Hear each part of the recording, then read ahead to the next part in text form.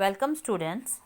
आज हम आपकी व्याकरण पुस्तक व्याकरण संबोध 4 के पाठ 18 अशुद्धि शोधन के बारे में पढ़ेंगे। अशुद्धि शोधन का मतलब होता है कि अशुद्ध चीज़ को शुद्ध करके लिखना। इसको इंग्लिश में करेक्ट स्पेलिंग्स भी बोलते हैं। बेटा ये जो हमारी जो भाषा है हिंदी भाषा, इसमें उच्चारण का बहुत ज़्यादा महत्व होता है। उच्चारण किसको बोला जाता है? हमारी प्रोनंसिएशन, जो हम वर्ड्स को बोलते हैं, जिस चीज़ को हम बोलते हैं उसको हम बोलते हैं उच्चारण, यानी प्रोनंसिएशन इंग्लिश में बोलते हैं इसको। तो लेखन कार्य में अधिकांश अशुद्धियाँ जो हम लिखते हैं उसमें जो ज़्यादातर अशुद्धियाँ कैसे होती हैं? हमारे अशुद्ध उच्चारण के कारण। ठीक है ना। जब हम बोलते सही नहीं है किसी भी भाषा को, तो उससे हमारे क्या होता है कि हमारे लेखन कार्य में भी वही गलतियाँ आ जाती हैं।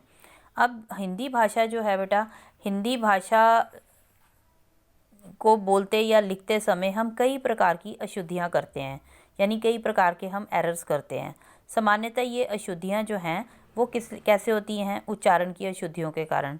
क्योंकि जब हमें हिंदी भाषा के स्वरों का और व्यंजनों का उचित ज्ञान नहीं होता तो हम उसको स्वरों को बोलने में भी गलती करते हैं। यानी कि हमारे हिंदी भाषा के जो 11 स्वर हैं उसमें हमारे कुछ तो होते हैं ऐसे स्वर जिनको हम जल्दी से उच्चारण करते हैं, और कुछ स्वर ऐसे होते हैं जिनको हम थोड़ा टाइम लगा के उच्चारण करते हैं।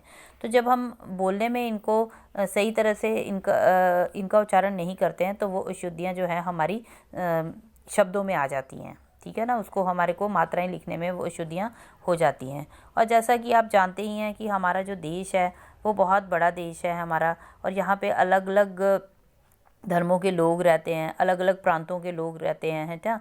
तो जहाँ अलग अलग प्रकार की भाषाएं और बोलियाँ बोली जाती हैं, तो उसमें क्या होता है कि जब हम वहाँ, जैसे कोई पंजाब में रहने वाले लोग हैं तो उनकी भाषा में पंजाबी का टच आ जाता है, हरियाणा में रहने वाले लोग जो होते हैं उनकी भाषा में हरियाणवी टच आ जाता है।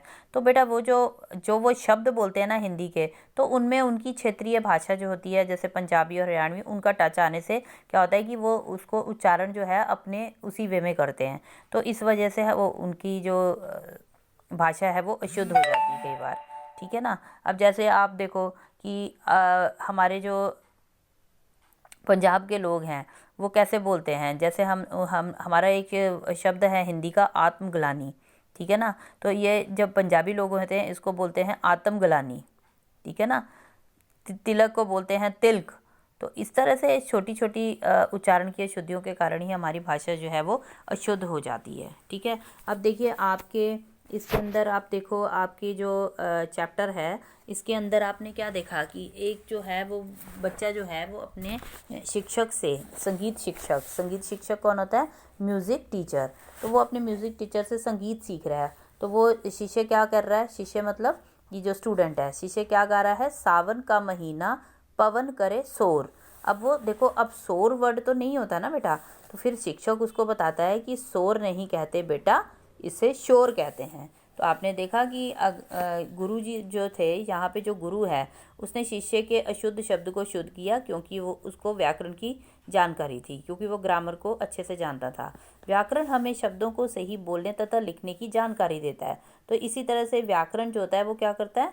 हमें किसी शब्दों को सही तरीके से बोलने और लिखने की जानकारी देता है। और कभी कभी हम क्या कहते हैं कि कुछ शब्दों को गलत अशुद्ध बोलते हैं।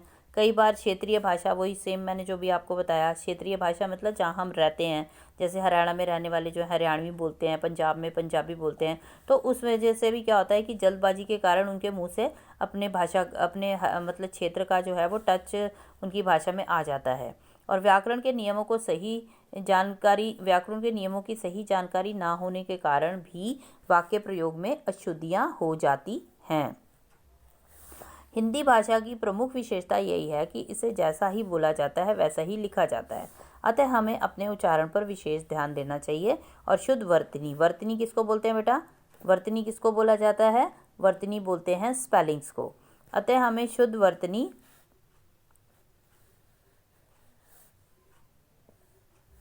और व्याकरण के नियमों का पालन करना चाहिए।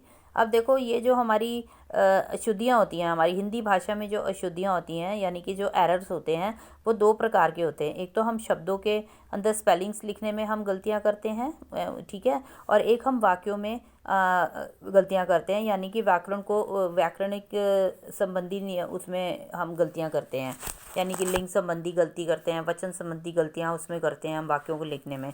तो अभी इनको हम सारा डिटेल से पढ़ते हैं, ठीक है बेटा। अब देखिए सबसे पहले है हमारी शब्दों में अशुद्धियाँ। शब्दों की अशुद्धियों में देखो, जो ये जो आपका जहाँ पे सीरियल नंबर लिखा है 1 2 3, यहाँ पे आपके अशुद्ध शब्द दे रखे हैं, ठीक है, अशुद्ध शब्द दे रखे हैं और उसको हमने फिर शुद्ध करके लिखा है। तो मैंने जैसा कि आप बताया कि आपको स्वरों का ज्ञान होना बहुत आवश्यक है, और स्वरों की जो साउंड है, 11 स्वर जो है हमारे भाषा के अंदर, हिंदी भाषा में अ से लेके अ तक, उनका ज्ञान होना हमारे लिए बहुत आवश्यक है। क्योंकि जो हमारे कुछ स्वर उसमें से ऐसे हैं जिनको हम जल्दी से बोलते हैं, उनको कम समय लगाते हैं, वो हमारे छोटे स्वर होते हैं, और जिनको हम अधिक समय लगाते हैं वो हमारे बड़े स्वर होते हैं। तो ये देखिए हमने चाहिए लिखा है, तो चाहिए शब्द तो गलत है ना, हमारा शब्द शुद्ध क्या होता है, चाहिए। नंबर 2 पे हमने लिखा है त्योहार। अब त्योहार तो नहीं होता ना बेटा, त्योहार होता है, ठीक है ना। ओ की साउंड है यहाँ पे, ओ की साउंड नहीं है, ओ की साउंड है। तो अगर आप स्वरों का उच्चारण ठीक से करेंगे तो आपके स्पेलिंग एरर कभी भी नहीं होगा। तो यहाँ पे नंबर 3 देखिए, नंबर 3 में लिखा है झूठ। अब देखो ये बच्चे ज़्यादातर ये गलतियाँ बहुत ज़्यादा करते हैं, झूठ शब्द नहीं होता, झूठ होता है। तो जब आपको व्यंजन का सही ज्ञान होगा कि जहाँ पे ठ की साउंड है तो ठठेरे वाला लिखना है आपको, ना कि ट लिखना है। तो ये शब्द हमारा है झूठ, शुद्ध करके हमने लिखा झूठ। उसके बाद देखिए गुरु।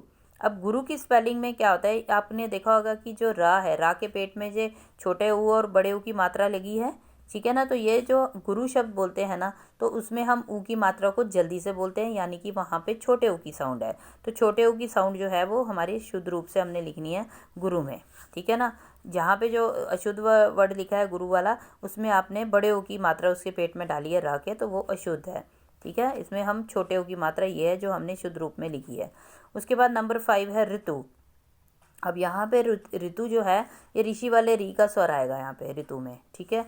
उसके बाद नंबर 6 है आपका, अब ये जो अशुद्ध वर्ड है आपका साप्ताहिक। ये वर्ड साप्ताहिक नहीं होता, ये होता है, इसको हम प्रोनाउंस करते हैं, इसका उच्चारण हम कैसे करते हैं, साप्ताहिक, साप्ताहिक। तो जब आप साप बोलोगे तो साकुआ की मात्रा और अधप आएगा, ताहिक, ताहिक, ताकुआ की मात्रा की आवाज़ आ रही है, हिक, हक, हा में छोटी की साउंड आ रही है, तो का।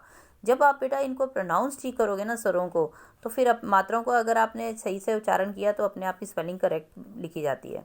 नंबर 7 पे आपका वर्ड है परीक्षा। अब देखो ये वर्ड हमारा होता है परीक्षा, मतलब कि र पे बड़ी की साउंड आ रही है, बड़ी ई की साउंड है, तो हमने इसको लिखना है शुद्ध रूप से परीक्षा में रा को बड़ी की मात्रा, ठीक है ना। और ये भी गलती बहुत करते हैं बच्चे, परीक्षा की स्पेलिंग में रा पे छोटी की साउंड लिखते हैं मात्रा। उसके बाद नंबर 8 पे हमारा वर्ड लिखा है तिथि। अब तिथि में, तिथि को हम जब बोल रहे हैं तिथि, ता पे भी छोटी की साउंड आ रही है, थ पे भी छोटी की साउंड है, यानी हम दोनों की मात्रा को, ई की मात्रा जो हम उच्चारण कर रहे हैं वो जल्दी से कर रहे हैं, तो जल्दी से करने की वजह से ये दोनों ही छोटी डाली जाएंगी, तिथि। उसके बाद नंबर 9 है बहुत। अब जब आप बहुत तो नहीं बोल रहे ना बेटा, आप बहुत, अगर आप बहुत में लंबा ऊ की साउंड देते तो फिर आपको बड़े ऊ की मात्रा लगानी थी, लेकिन यहाँ तो आप जल्दी से बोल रहे हो बहुत, बहुत, आप जल्दी से ऊ की मात्रा को बोल रहे हो, तो इसलिए हमारी छोटे ऊ की मात्रा आएगी। नंबर 10 है हमारा दूध।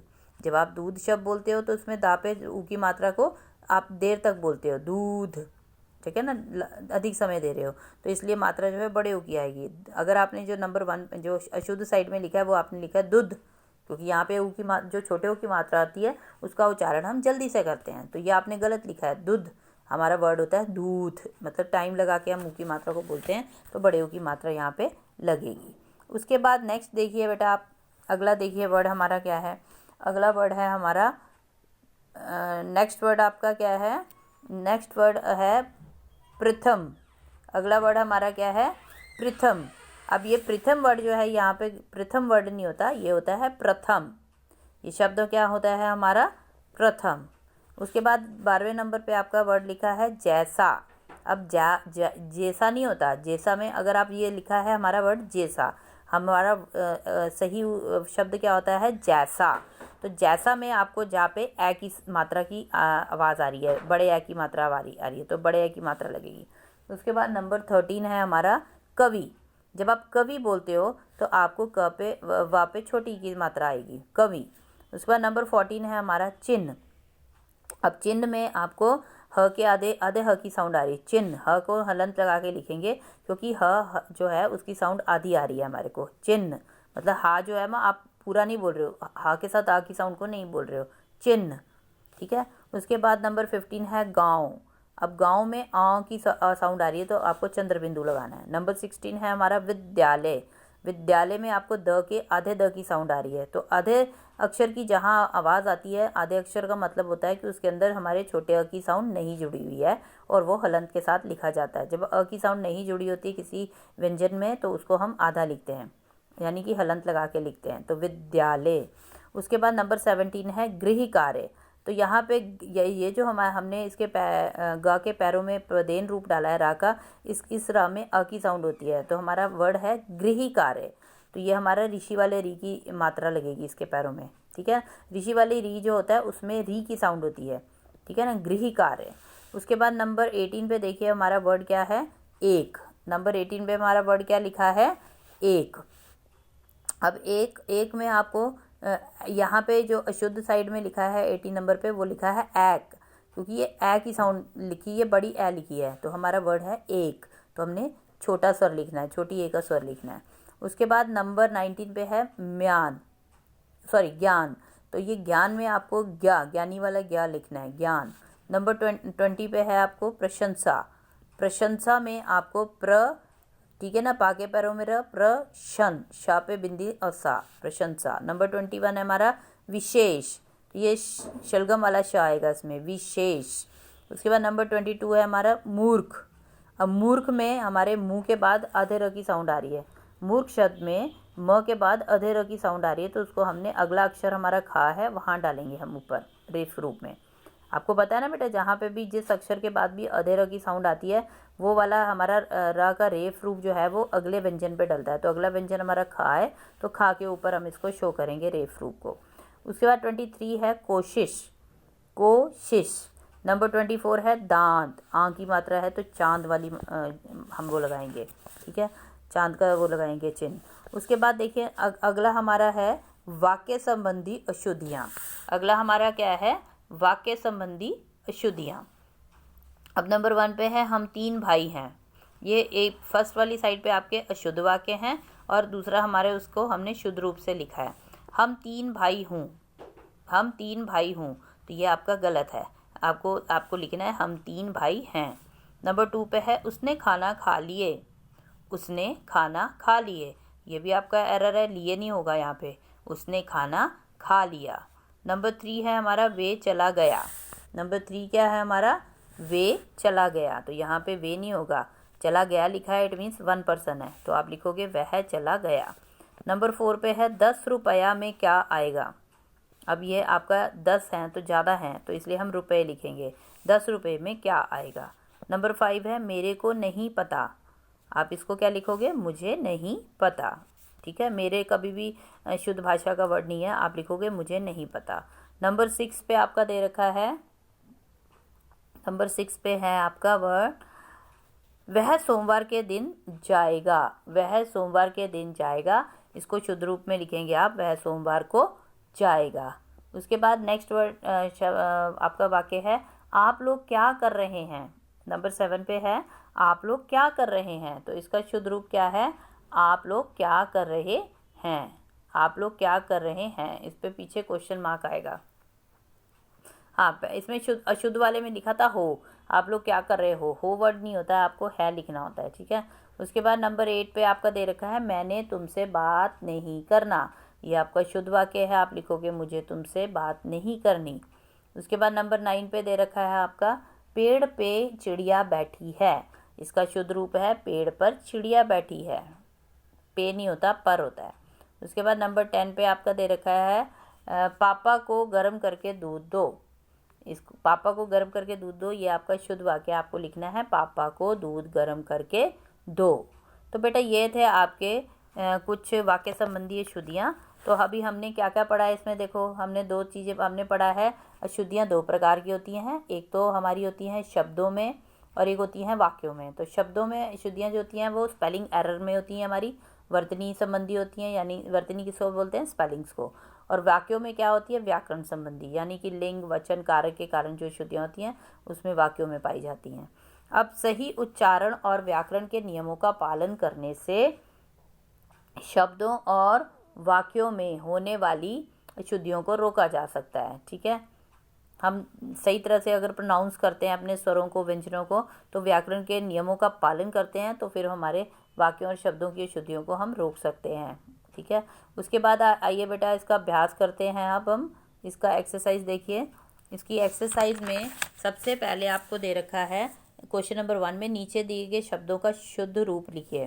तो ये आपका वर्ड जो है ना, ये आपका वर्ड क्या लिखा हुआ है, शुद्ध कर बहुत लिखा है। तो बहुत वर्ड तो नहीं होता ना, ये बड़े ओ की साउंड लिखी है यहाँ पे। तो ऊ में हम ज़्यादा टाइम नहीं लगाते, हम लिखते हैं बहुत, जल्दी से बोलते हैं ऊ की मात्रा को, तो इसलिए छोटा ऊ लगेगा। ख पे लिखा है त्योहार, त्योहार नहीं होता, त्योहार होता है, छोटे ओ की साउंड होती है इसमें। नंबर ग पे लिखा है विद्यालय। नंबर 5 पे लिखा है दांत। नंबर 4 पे लिखा है दांत। नंबर 5 पे लिखा है एक, और यहाँ पे जो अशुद्ध लिखा है वो लिखा हुआ है ऐक। नंबर 6 पे लिखा है चिन्ह, तो ये चिन्ह हमको इस तरह से लिखना है, ह के नीचे हलंत लगा के।